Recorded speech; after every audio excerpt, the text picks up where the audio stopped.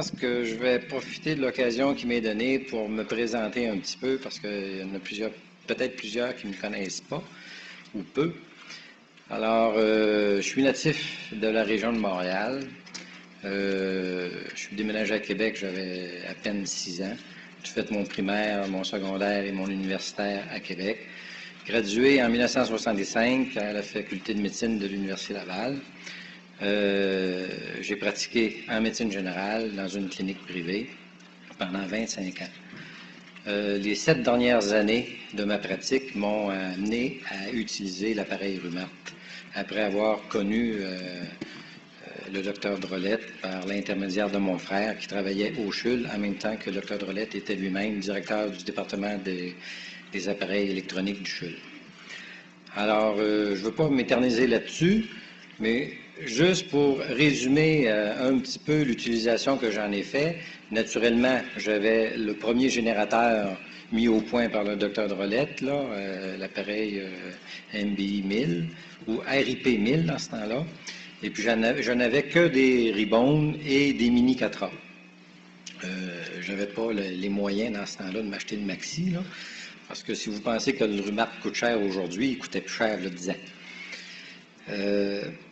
Alors, j'ai utilisé ces applicateurs-là pour des cas assez limités de problèmes musculo-squelettiques aigus, soit des entorses. J'ai eu les mêmes résultats que ce que les gens vous ont raconté ce soir. Des problèmes de maux de dos, des problèmes de bursite, de tendinite, etc. Alors, d'une fois à l'autre, je me rendais compte, à ma grande surprise, que ça avait un effet, puis souvent un effet très, très rapide. Alors, de plus en plus, j'ai utilisé cet appareil-là. Je proposais les traitements conventionnels à mes patients, et puis je leur proposais la Rumart. Lorsqu'ils acceptaient la Rumart, je leur demandais, si possible, puis dans 99,9% des cas, ils n'utilisaient pas de médicaments, de telle sorte que je me suis rendu compte que c'était réellement l'effet du Rumart qui améliorait la condition des gens. Alors, je ne veux pas m'éterniser sur mon expérience personnelle. Dans les 3 premiers numéros du journal Rumart, vous allez voir l'étude que j'ai faite sur la fasciite plantaire, étude que j'ai présentée dans le cadre d'une recherche en médecine familiale parrainée par le CHUL à Québec. Tous les résultats vont être publiés dans cette revue-là. J'ai écrit aussi un article sur l'arthrite rhumatoïde, le traitement conventionnel. J'invite les gens à lire, s'ils n'ont pas le moyen d'acheter le dictionnaire du Dr Mongeau, à lire les effets secondaires des médicaments qu'on prescrit pour l'arthrite rhumatoïde, tout en sachant que ça ne guérit jamais la maladie. Alors que la Rumart met un stop à cette maladie-là. Alors, je veux aussi remercier ce soir les gens qui ont fait des témoignages. Il y a eu des témoignages vraiment extraordinaires, bien précis. Puis ça, ce sont le genre de témoignages qu'on aime, que moi j'aime particulièrement. Et puis, actuellement, je suis à mettre au point un questionnaire médical qui va être envoyé à tous les propriétaires de l'autosanté pour me dire s'ils le veulent. Puis je demande un peu à tout le monde de participer à cette étude que je veux faire. Compléter ce questionnaire-là en donnant le diagnostic principal, les traitements antérieurs qui ont suivi, les médicaments qu'ils ont pris si possible, les conditionnements Rumart qu'ils se sont donnés avec les paramètres, qui pourra servir éventuellement à préciser un petit peu plus, à donner des recettes que les gens veulent, là, puis qui sont avides. Et puis, aussi, pour établir une certaine statistique.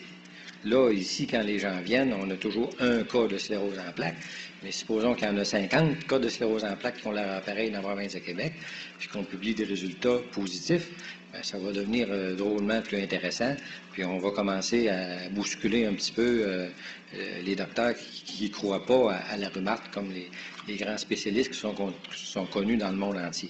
Alors que souvent, le petit généraliste, dans son petit coin de patelin, il est plus ouvert parce qu'il voit les résultats, puis il est plus humain vis-à-vis de la souffrance humaine. Même si les grands spécialistes, des fois, qui s'occupent de grandes cliniques, auraient l'air humain. Alors, il va y avoir aussi, par la suite, un questionnaire de follow-up, d'évolution, de note d'évolution. Ce soir, il y en a une qui s'est présentée pour donner une note d'évolution de l'utilisation de l'appareil puis de l'évolution de la maladie. Alors, ça, c'est dans mes vues aussi, de voir, suite au rapport premier que vous allez compléter, de voir les résultats à long terme.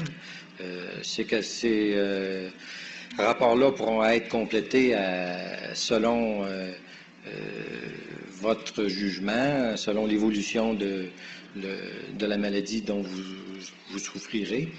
Et puis, à long terme, il sera intéressant de voir, après 2 ans, 3 ans, 5 ans, 10 ans d'utilisation d'une façon régulière par les gens qui ont la rhumate, si les gens qui sont propriétaires de leur auto-santé, qui s'en servent d'une façon régulière, de voir si effectivement ils vont être moins malades que la population en général.